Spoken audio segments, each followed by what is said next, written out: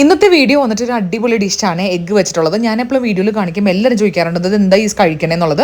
സംഭവം വളരെ സിമ്പിളാണ് ഉണ്ടാക്കാൻ വേണ്ടിയിട്ട്. ഇത് ഞാൻ ആദ്യമായിട്ട് കഴിക്കുന്നത് നമ്മൾ തായ്ലൻഡിൽ പോയപ്പോഴത്തേക്കും ഒരു കാഫേന്നാണ് നമ്മൾ ബ്രേക്ക്ഫാസ്റ്റിൻ്റെ സാർ ബ്രെഡിൻ്റെ കൂടെ കഴിച്ചതാണ്. എനിക്ക് ഭയങ്കര ഇഷ്ടപ്പെട്ടു. സോ ഇതെങ്ങനെ ഉണ്ടാക്കണമെന്ന് വെച്ച് കഴിഞ്ഞാൽ നമ്മൾ മുട്ട ഇങ്ങനെ ഹാഫ് ബോയിൽ പോലെ ആക്കിയെടുക്കില്ലേ, ഹാഫ് ബോയിൽ ഇൻ ദ സെൻസിലേക്ക് വൈറ്റ് വെന്തിട്ടുണ്ടാവണം, പക്ഷേ യോക്ക് വെന്തിട്ടുണ്ടാവരുത്. അപ്പോൾ ആ ഒരു കൺസിസ്റ്റൻസിയിലേക്ക് ആക്കി എടുക്കണം കേട്ടോ. അതിനുശേഷം നമുക്ക് ഗ്രീക്ക് യോഗട്ട് എടുക്കാം. ഗ്രീക്ക് യോഗട്ടിൻ്റെ കൂടെ കഴിക്കുമ്പോഴാണ് ഞാൻ ടേസ്റ്റ്, ബിക്കോസ് ഞാൻ തൈര് വെച്ച് കഴിച്ചു നോക്കിയിട്ട് എനിക്ക് ഇഷ്ടമായില്ല. സോ ഗ്രീക്ക് യോഗേർട്ട് ഒരു 2 ടേബിൾ സ്പൂൺ എടുത്തിട്ട് നന്നായിട്ട് സ്പ്രെഡ് ചെയ്തിട്ട് അതിൻ്റെ മേലെ ഈ ഹാഫ് ബോയിൽഡ് എഗ്ഗ് വെച്ചിട്ട് കട്ട് ചെയ്ത് കഴിയുമ്പോൾ ഇതിങ്ങനെ ഊസ് ഔട്ട് ആവും കേട്ടോ. എൻ്റെ ഇന്ന് എഗ്ഗ് അത്ര പെർഫെക്റ്റ് ആയിട്ടില്ല, ബട്ട് സ്റ്റിൽ അതാണ് കൺസിസ്റ്റൻസി.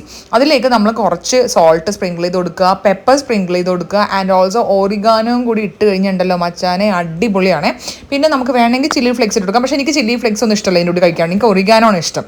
അപ്പോൾ ഇതാണ് സംഭവം, ഇത്രയേ ഉള്ളൂ. ഇത് നിങ്ങൾ കഴിച്ചു നോക്കുക. ഇതിന് ഈസിലി ഒരു 27-28 ഗ്രാംസ് ഓഫ് പ്രോട്ടീൻ ഉണ്ടെന്നാണ് പറയുന്നത്. ബിക്കോസ് ഞാൻ ഈ ഹെൽത്തി റെസിപ്പീസൊക്കെ ഷെയർ ചെയ്യുന്ന പേജസിലൊക്കെ കണ്ടിട്ടുണ്ട്.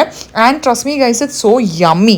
നമുക്ക് മുട്ട എന്നും കഴിക്കണം, പക്ഷേ നമുക്കത് കഴിക്കാൻ മടുപ്പ് അങ്ങനത്തെ ഫീൽ ഉണ്ടെങ്കിൽ ഇത് കഴിച്ചാൽ മതി. നമുക്ക് ഒട്ടും മടുക്കത്തില്ല. ഭയങ്കര ടേസ്റ്റിയാണ്. ഉണ്ടാക്കി നോക്കിയിട്ട് കമൻറ്റ് ചെയ്യണം കേട്ടോ.